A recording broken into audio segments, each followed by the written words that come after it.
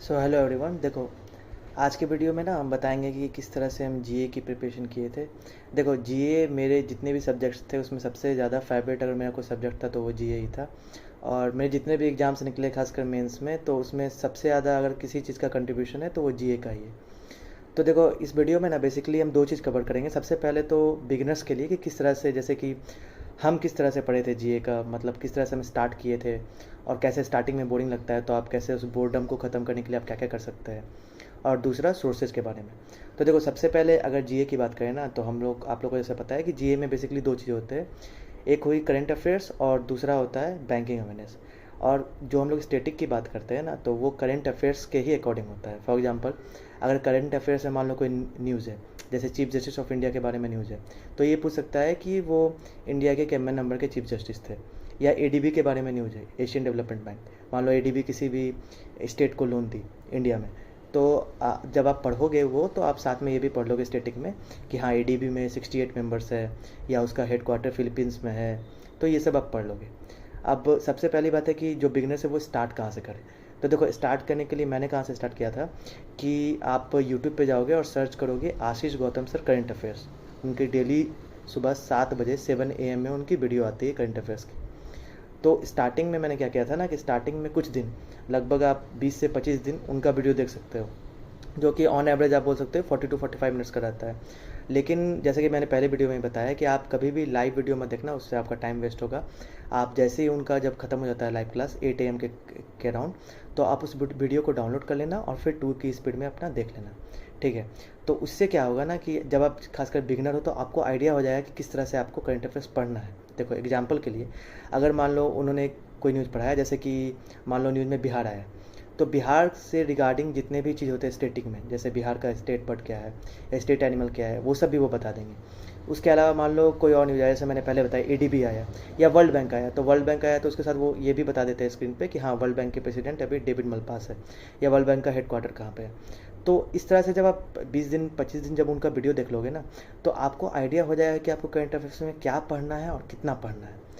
जब आप उनका वीडियो देख लिए 20 दिन 22 दिन, उसके बाद से आपको वीडियो नहीं देखना है। क्योंकि देखो, करंट अफेयर्स में सबसे इंपॉर्टेंट है कि हम लोग रिवीजन कितने बार करते हैं।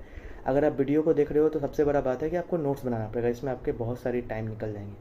तो आपको कोशिश करना है कि जब आप 20 दिन देख लिए उनका वीडियो और आपको समझ में आ गया क्या पढ़ना है, तो आप सीधे शिफ्ट हो जाओ पीडीएफ पे, या फिर जितने भी वेबसाइट होते हैं, जितने भी रिटन नोट्स होते हैं, आप उस पर शिफ्ट हो जाओ। तो उसके लिए देखो, मैंने अड्डा का जो ऐप है या अड्डा का वेबसाइट है, उस पर डेली करंट अफेयर्स आते हैं। वो आपको रात को 8-9 बजे तक वो अपडेट कर देते हैं पर डे।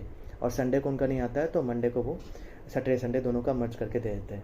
उसमें पर डे लगभग 15 to 18 करंट अफेयर्स आती है और वो काफ़ी अच्छे से कवर करते हैं। तो देखो, ध्यान ये देना ना कि जब भी आप करंट अफेयर्स पढ़ना, तो सबसे इंपॉर्टेंट है कि वो डेली बेसिस पे पढ़ना।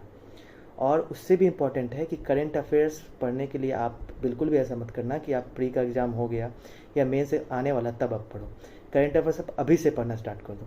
देखो क्या होता है ना कि अगर हम लोग प्रीवियस से क्वेश्चन देखें, तो 2020 के पहले क्या होता था कि करंट अफेयर्स बहुत नॉर्मल आता था, जिसको हम लोग जीए बोलते हैं, बहुत नॉर्मल। मान लो कोई न्यूज़ आया कि इंडिया का पहला जो खादी मॉल है वो कहाँ बना है, फॉर एग्जाम्पल उसका आंसर हम लोग बोले पटना में बना, तो सिंपल आ जाएगा ये डायरेक्ट। लेकिन अब ऐसा नहीं आएगा।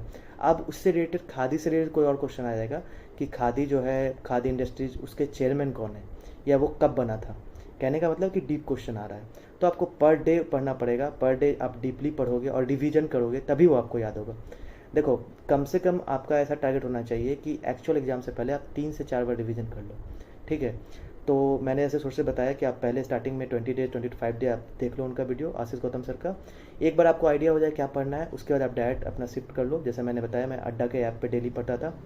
और रिवीजन करने के लिए मैं डेली बेसिस पे भी रिवीजन करता था, वीकली बेसिस पे भी और मंथली बेसिस पे भी। तो इससे क्या होता है कि एग्ज़ाम के पहले आपका 3-4 बार ऐसे रिवीजन हो जाता है, exam in the sense mains आने के पहले। तो आप अपने कॉम्पिटिटर से ऐसे ही बहुत आगे निकल जाते हो। जब आपके कॉम्पिटिटर मेंस के पहले जीए पढ़ेंगे तब तक आपका 3-4 बार रिवीजन हो चुका होगा, और उस समय आप सिंपली अपना मॉक दोगे, क्विज दोगे और एनालिसिस करोगे। तो सबसे इंपॉर्टेंट ये है। और एक बात इसमें है कि अड्डा का जैसे मैं ऐप से पढ़ता था तो रिवीजन के टाइम पे थोड़ा प्रॉब्लम होता था। तो उसके लिए एक बहुत अच्छा सोर्स है अफेयर्स क्लाउड का, तो उसको भी मैंने फॉलो किया था। जैसे मेरा एक दोस्त है, वो मुझे अफेयर्स क्लाउड का पीडीएफ भेज देता था। तो याद रखना, अफेयर्स क्लाउड का जब भी आप पीडीएफ पढ़ोगे ना, तो मंथली पीडीएफ आती है, वो पढ़ना। फॉर एग्जांपल मान लो मई महीना ख़त्म हो गया, तो लगभग 4 से 5 जून तक मई महीना का पूरा मंथली पीडीएफ आता है। लेकिन वो पीडीएफ बहुत बड़ा होता है, 300-400 पेज का होता है, तो आपको उतना नहीं पढ़ना होता है। इसीलिए मैंने बोला कि आप पहले वीडियो देख लो और समझ लो कि पढ़ना एक्चुअल है क्या, क्या एग्जाम में पूछता है, फिर उसके अकॉर्डिंग आप पढ़ो। और एडोब रीडर से आप पढ़ोगे, उसमें हाईलाइट करने का ऑप्शन आता है, तो आप हाईलाइट कर लोगे और एग्जाम के पहले रिवीजन करने में बहुत आसानी होती है। इसके अलावा मैंने करंट अफेयर्स के लिए एग्ज़ाम के जस्ट पहले प्रैक्टिस मॉक का एक बेजूका आता है, मंथली वो कंपिलेशन होता है उनका, उसमें एमसीक्यू भी रहता है और वो बहुत अच्छे से हाईलाइट करके देते हैं, तो उसको भी मैंने पढ़ लिया था। वो बहुत ही हम लोग बोल सकते हैं क्रिस्प फॉर्म में था और कंसाइज फॉर्म में था। तो एग्ज़ाम के जस्ट पहले या मंथली बेसिस पे मंथ के ख़त्म होने पे उनका बेजूका आ जाता है प्रैक्टिस मॉक का, तो आप उससे प्रैक्टिस कर सकते हो।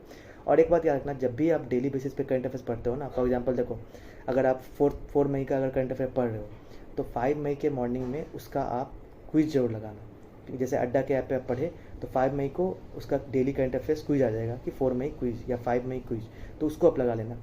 उसमें बुक मार्क्स का भी सेक्शन होता है। फॉर एग्जांपल आप क्विज लगाओगे ना, तो 15 क्वेश्चन में फॉर एग्जांपल आप 13 क्वेश्चन ही सही कर पाए, तो जो 2 क्वेश्चन आप गलत किए उसको बुक मार्क कर लेना। बुक मार्क का नीचे ऑप्शन होता है, वो कर लेना। उसको फिर अगले दिन रिवीजन कर लेना, या फिर फ्यूचर में उसको रिवीजन करना, क्योंकि अक्सर क्या होता है कि जो क्वेश्चन हम लोग गलत करते हैं वो डीप क्वेश्चन होता है, और कभी कभी एग्जाम में वही क्वेश्चन पूछ देता है। तो जब आप बुक मार्क कर दोगे और उस चीज़ को आप 2-3 बार और ज़्यादा रिवीजन कर लोगे, तो एग्जाम में आपको बिल्कुल प्रॉब्लम नहीं होगा। तो कहने का मतलब ये है कि करंट अफेयर्स आप जब भी पढ़ो, डेली बेसिस पे पढ़ो। आप ऐसा भूल के ही मत करना। खासकर अड्डा का बात करो, तो अड्डा का वो मंथली द हिंदू रिव्यू आता है।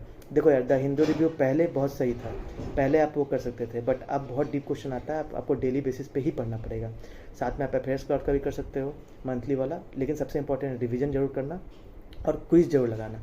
इसके अलावा आप प्रैक्टिस मॉक का भी क्विज लगा सकते हो, उनका भी ऐप पे फ्री क्विज होता है, वो बहुत ही अच्छा डिटेल्ड होता है क्विज, वो भी आप कर सकते हो। इसके अलावा अगर आपको कोई भी डाउट हो तो आप कमेंट सेक्शन में पिन कर देना, और अगर मेरा चैनल पसंद है तो आप सब्सक्राइब कर देना, और मेरे बारे में ज़्यादा जानने के लिए आप मेरे अबाउट सेक्शन में जा सकते हो। चलो ठीक है, बाय।